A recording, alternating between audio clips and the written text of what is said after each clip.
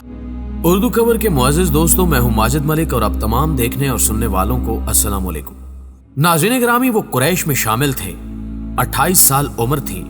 حضرت ابو بکر صدیق رضی اللہ تعالی عنہ نے اسلام قبول کیا اور وہ بھی اگلے ہی دن مسلمان ہو گئے اور پھر پوری زندگی رسول اللہ صلی اللہ علیہ وآلہ وسلم کے لیے وقف کر دی۔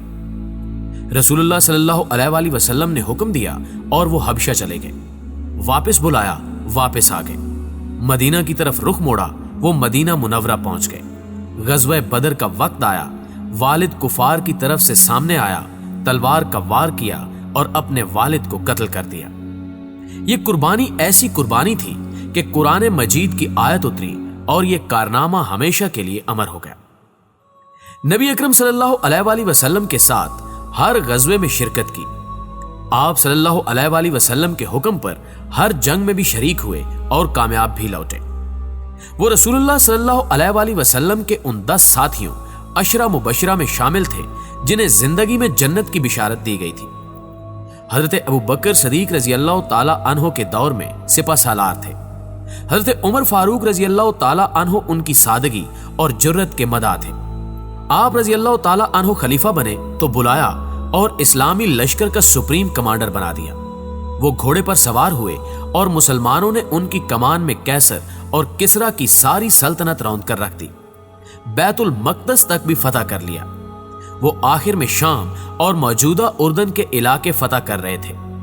اسلامی لشکر کا بڑا حصہ ان کی کمان میں تھا، لیکن پھر شام اور عراق میں قحط پڑ گیا۔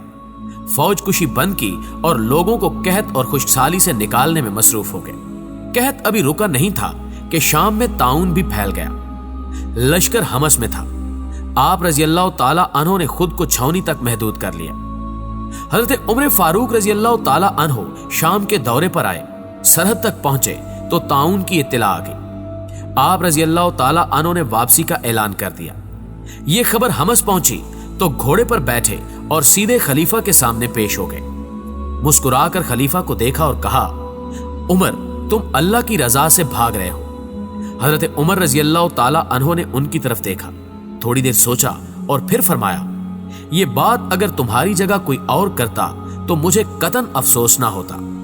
وہ رکے اور پھر فرمایا، ہاں، میں اللہ کی رضا سے بھاگ رہا ہوں، لیکن اللہ کی رضا کی طرف۔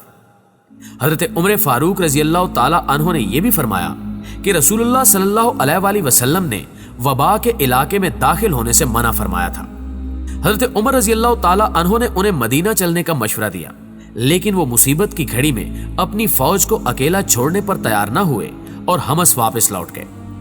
طاعون حمص پہنچ گیا، اسلامی فوج میں داخل ہوا اور سپاہی تیزی سے انتقال فرمانے لگے۔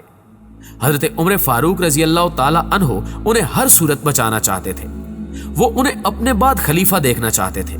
ان کا خیال تھا کہ پورے عالم اسلام میں ان جیسا تجربہ کار اور سمجھدار شخص نہیں ہے، لہٰذا خلیفہ نے انہیں خط لکھ دیا۔ وہ خط نہیں تھا، حکم تھا، اور اس حکم میں خلیفہ نے فرمایا تھا، یہ خط اگر تم رات کو پاؤ تو صبح سے پہلے روانہ ہو جاؤ، اور اگر تمہیں یہ خط دن کو ملے تو شام سے پہلے مدینہ کی طرف روانہ ہو جاؤ، مجھے تمہاری فوری اور اشد ضرورت ہے۔ ناظرین گرامی، وہ خلیفہ کی نیت سے واقف تھے۔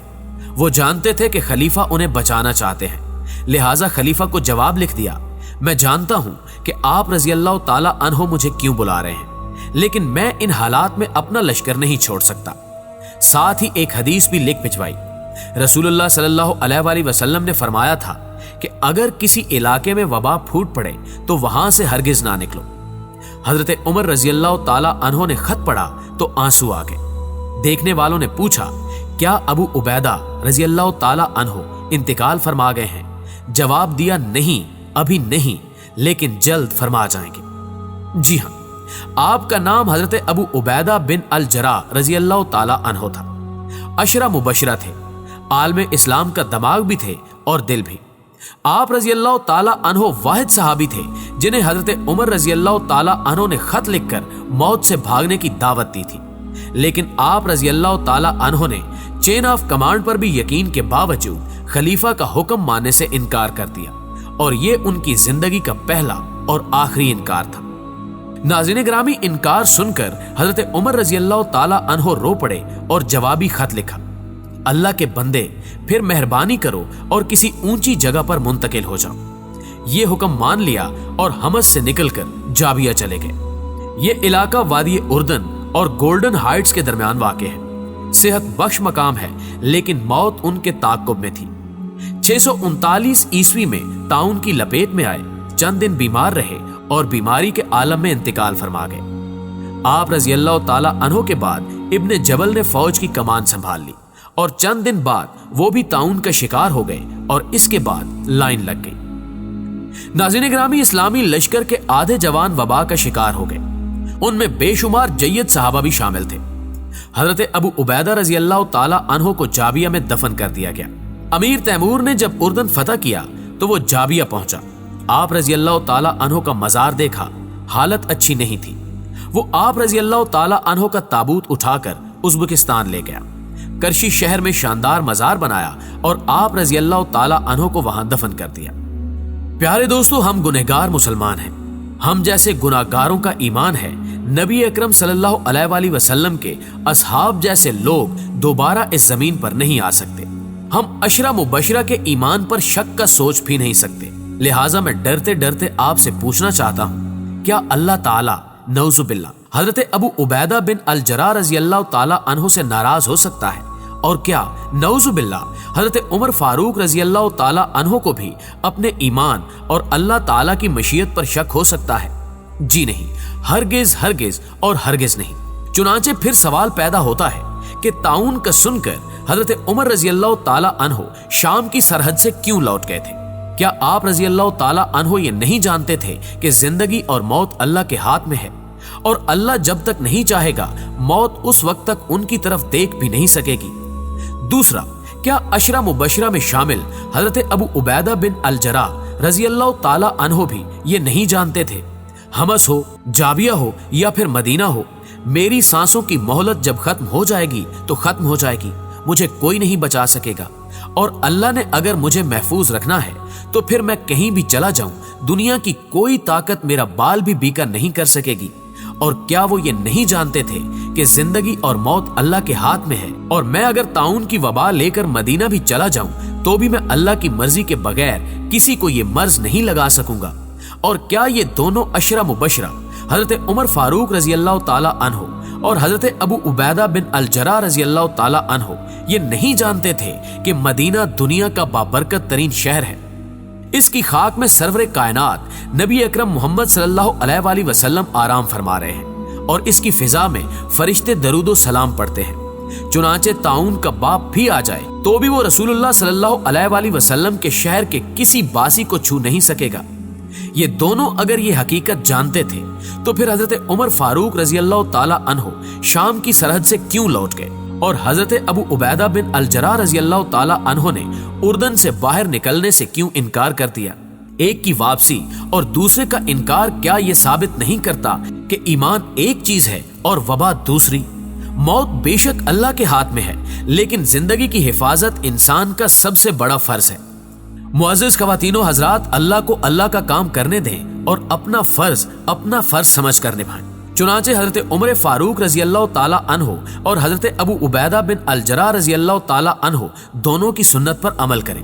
वबा के इलाके में दाखिल ना हो और अगर वबा के इलाके में हैं तो उससे बाहर ना निकलें, हत्ता के मदीना भी ना जाएं, क्योंकि हम कुछ भी हो जाएं हम हजरत अबू उबैदा बिन अल जरा रज़ी अल्लाह ताला अन्हो से बड़े आशिक़ रसूल नहीं हो सकते।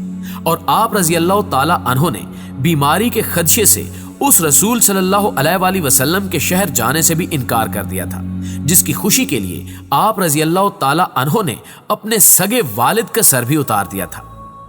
मैं 10 दिन से अपने मुसलमान भाइयों के मुंह से सुन रहा हूं कि कोरोना की वबा अल्लाह का अजाब है और जब तक खाना काबा, मस्जिद नबवी और मसाजिद में जाकर तौबा नहीं करेंगे अल्लाह उस वक्त तक हमसे राजी नहीं होगा।